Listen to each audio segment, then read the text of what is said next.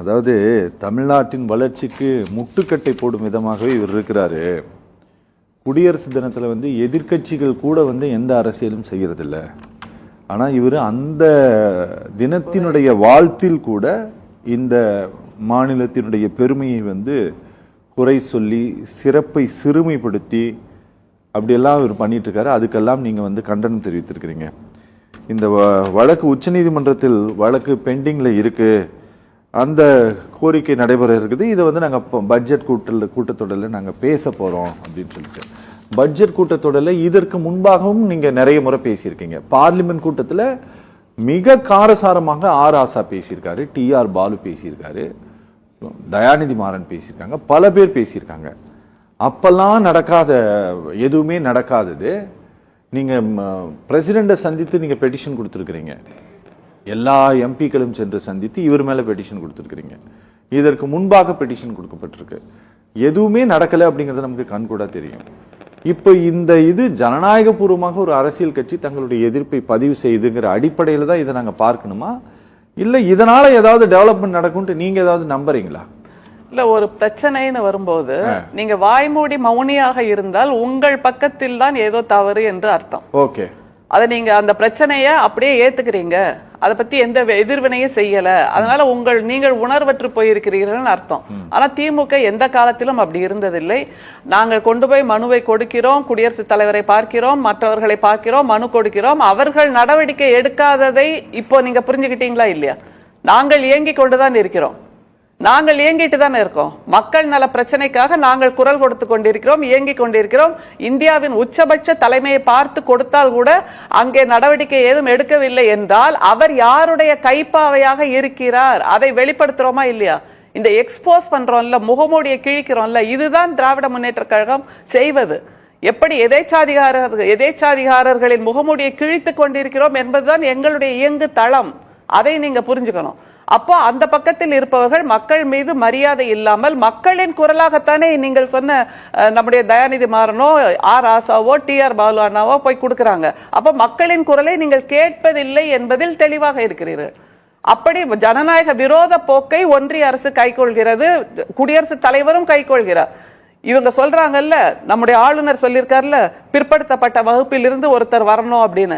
அங்கே ஒன்றியத்தில் ஒரு பழங்குடி இனத்தை சார்ந்த ஒருவரை கொண்டு போய் அடையாள அரசியலாக டோக்கனிசமாக வச்சிருக்காங்க. ஆனால் அவர் தன்னுடைய உரிமைப்படி, தன்னுடைய பதவிக்கு உரிய கண்ணியத்தின்படி இயல்பாக சுதந்திரமாக ஏதாவது முடிவெடுக்க முடிகிறதா, நடவடிக்கை எடுக்க முடிகிறதா? அது ஒரு கேள்வி இருக்கு.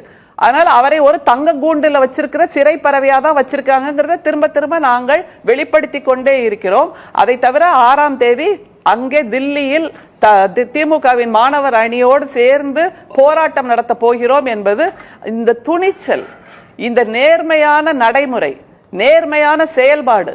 எந்த இடத்திலும் எங்களுடைய தலைவர் முதுகு வளைந்து நீங்கள் சொல்வதை நாங்கள் அப்படியே ஏற்றுக்கொள்கிறோம் என்று சொன்னதே இல்லை. எங்களுக்கு எது மக்களுக்கு நியாயமாக படுகிறதோ அதற்காக குரல் கொடுக்கின்ற ஒரே தலைவராக இந்தியாவில் நம்முடைய முதல்வர் தான் இருக்கிறார் என்பதை திரும்ப திரும்ப நாங்கள் வலியுறுத்தி கொண்டேதான் இருக்கிறோம். இதன் மூலமாக மக்களுக்கு என்ன நலம் விளைகிறதுன்னு ஒரு கேள்வி கேட்டீங்க. இதன் மூலமாக எப்படி பிஜேபியை சார்ந்தவர்கள் மக்கள் விரோத போக்கில் இருக்கிறார்கள் வெளிப்படுத்தினாலே போதும். வெளிப்படுத்துறோம். அதை தவிர contact rules and time frame, இது ரெண்டு தானே நம்ம சொல்றோம். ஏதாவது ஒரு பதவின்னு வச்சுக்கோங்களேன், எந்த பதவியா வேணா இருக்கலாம், அது ஒரு கூலி தொழிலாளி, அவருக்கான ஒரு வேலையாக கூட இருக்கலாம், அவருக்குன்னு ஒரு பொறுப்பை நிர்ணயிக்கிறோமா இல்லையா? ஆனால் ஆளுநர் என்பவர் வானத்திலிருந்து குதிச்ச தேவதூதனா? அவர் எந்த பொறுப்புக்கும் எந்த விதமான கட்டுப்பாடும் இல்லாதவர் என்று சொல்லக்கூடிய அளவுக்கு அது புனிதமான பதவியா அப்படின்னு ஒரு கேள்வி வருதா இல்லையா? அதை தவிர இன்னொன்னு, இது பிஜேபி எப்பவுமே என்ன சொல்லும், ஒன்றிய அரசு நாங்கள் பிரிட்டிஷ்காரர்கள் அந்த வெஸ்டர்ன் தாட்ஸ்ல இருந்து எல்லாவற்றையும் மாற்றிக் கொண்டிருக்கிறோம் சொல்லும். கவர்னர் என்கின்ற பதவி கூட பிரிட்டிஷார்கள் ஆங்கிலேயர்கள் உருவாக்கிய பதவி தானே. எல்லாத்தையும் மாத்திர நீங்க ஏன் கவர்னர் பதவியை மாற்ற முடியாது? ஆட்டுக்கு தாடி என்று சொன்னது நம்முடைய திராவிட முன்னேற்ற கழகத்தின் எங்களுடைய பேரறிஞர் அண்ணா. நீங்க எல்லாத்தையும் மாத்துறீங்க. கான்ஸ்டிடியூஷனை மாத்தவே இல்லைன்னு சொல்ல முடியாது. அட்டை டு அட்டை எல்லாத்தையும் மாத்திட்டீங்க. கான்ஸ்டிடியூஷனோட முன்னட்டையும் பின்னட்டையும் தான் அப்படியே இருக்கு. மீதி எல்லாவற்றையும் மாற்றியாச்சு. ஐபிசியை கூட பிஎன்எஸ் கொண்டு வந்தாச்சு. அந்த அளவுக்கு அத மாதிரி ஆர்டிகல் 370 மாத்தியாச்சு. எல்லாத்தையும் மாற்றீங்க. இந்தியாவின் ஆன்மாவையே மாத்துறீங்க. இந்தியாவின் ஆன்மாவையே செல்லரிச்சு போக விடுறீங்க. அப்ப கவர்னர்களை மட்டும் நீங்கள் ஏன் கொண்டாடி கொண்டிருக்கிறீர்கள்? அப்ப உங்களுக்கு என்ன ஆதாயம் இருக்கு அவர்களை வச்சிருக்க?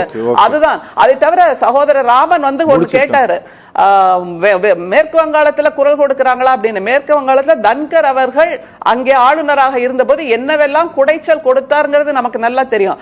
அவருக்கு துணை ஜனாதிபதி என்கின்ற துணை குடியரசுத் தலைவர் ஒரு பொறுப்பை கொடுத்தவுடன் இப்ப அமைதியா ஒன்றிய அரசின் கைப்பாவையாக திரும்ப ஆடிட்டு இருக்காரு.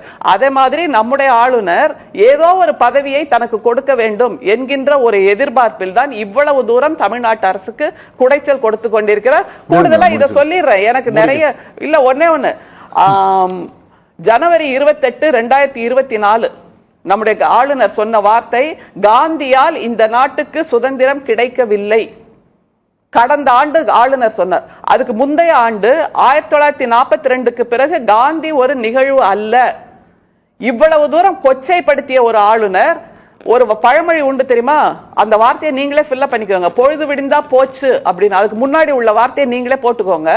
அப்படியாக காலையில ஒரு வார்த்தை, மத்தியானம் ஒரு வார்த்தை, சாயங்காலம் ஒரு வார்த்தை என்று காந்தியால் அப்புறம் சர்தார் வல்லபாய் பட்டேல் யாரு சொல்லுங்க, வீர சவார்கர் யாரு சொல்லுங்க, நாட்டினுடைய தன்னையே அர்ப்பணித்த நாட்டுக்கு ஒரு எரியும் சோலையாக பயன்படுத்த கண்ணுக்கு தெரியலையா சொல்லுங்க. வீர சவார்கர் ஜுவாலையாக இருந்தாரா? என்ன எத்தனை முறை மன்னிப்பு கேட்டு சும்மா கற்பனை கற்பனை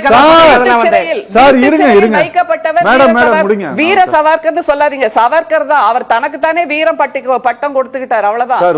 அது மாதிரி இப்போ திரும்ப திரும்ப சொல்றார் ஆளுநர், காந்தியை எவ்வளவு நாள் கேலி பொருளாக வைத்திருப்பீர்கள்னு. ஒன்னு சொல்ற, 1950 ஆண்டு ஜனவரி 26க்கு அப்புறம் நாக்பூர் RSS அலுவலகத்துல அவங்க தேசிய கொடியவே ஏத்தவே இல்லை. 2022 தான் திரும்ப ஏத்த ஆரம்பிச்சாங்க. அப்போ காந்தியை சுட்டு கொன்றது RSS. தவறான தகவல். நீதிமன்றம் சொல்லல. நாக்பூரின் வழி நின்ற ஆளுநர் தான் இந்த பொறுப்பை ஏற்க வேண்டும். அதனால் இவர் இப்போது காந்திக்காக கதீலி கண்ணீர் வடிப்பது என்பது எப்படிப்பட்ட நாடகம் என்பது நமக்கு நன்றாக தெரியும். அதனாலதான் டைம் பிரேம் அண்ட் கான்டக்ட். அதை தவிர நீங்க சொன்னீங்கல்ல, குடியரசு தினம் அன்றைக்கு ஆளுநர் கொடுத்த உரை மிக மிக மிக மோசமான கடைந்தெடுத்த துரோகத்தின் அடையாளம்னு நான் சொல்றேன். அதை தவிர தமிழ்நாட்டு அரசு எங்களுடைய முதல்வருக்கு கான்டக்ட் சர்டிபிகேட்டோ ப்ரோக்ரஸ் ரிப்போர்ட் கொடுப்பதற்கோ இவர் யார்? ஆளுநருக்கு சர்டிபிகேட் கொடுக்க அவசியம் கிடையாது. ஆளுநருக்கு திமுக பாட அவசியம் கிடையாது. அவர் சொற்சுவை பொருள்சுவை அனைத்தும் அமைத்து சுந்தர தமிழை பாட்டி சைக்கும் புலவர் போல அவர் தமிழ்நாட்டில் செயல்படுகின்ற போது ஆளுநருக்கு நீங்கள் பாடம் எடுக்க வேண்டிய அவசியம் கிடையாது. ஆளுநர் திமுக செய்யக்கூடிய தவறுகளை ஒன்றுண்டா சுட்டி காட்டுகின்றார். இதைத்தான் உங்களால் பொறுத்துக் கொள்ள முடியாது. முதலீட்டாளர்கள் கூட்டத்தை பத்தி ராமன் சகோதரர் சொன்னாரு.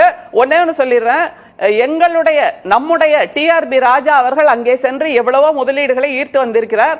ஆனா இந்தியாவிலிருந்து எந்த ரெப்ரசன்டேட்டிவும் போகாத ஒரு மாநிலம் இருக்கு. அது எது தெரியுமா? இவர்கள் கொண்டாடி கொண்டிருக்கின்ற உத்தரப்பிரதேசம். உத்தரப்பிரதேசத்திலிருந்து யாருமே போல. ஏன்னா நாம ஜிஎஸ்டி கொடுத்து அவங்கள முன்னேற்றோங்கிறது நமக்கு நல்லா தெரியும். அவங்க உழைக்காமலே இருக்கிறார்கள். இன்றைக்கு கூட கும்பமேளா என்று கொலை மேளாவை நடத்தி தேவர்களுக்கும் அசுரர்களுக்கும் ஏற்பட்ட பிரச்சனையை அந்த இழந்த சக்தியை வர வேண்டும் என்பதற்காக தான் அந்த அமிர்த கலசத்தை எடுத்துதான் இன்று உலக நாகாசாதத்துடைய 40 கோடி வருகின்றார்களே. இதை போட்டு ஏன் உங்கள் கட்சி தலைமையில் உள்ள தலைவர்கள் அங்கு கும்பமேளா செல்கின்றார்களா இல்லையா? சார் நான் என்ன சொல்றீங்க? அதே மாதிரி கும்பமேளா ஒரு நிமிஷம் விடுங்க சார். கும்பமேளாவை அப்புறம் பேசுங்க சார்.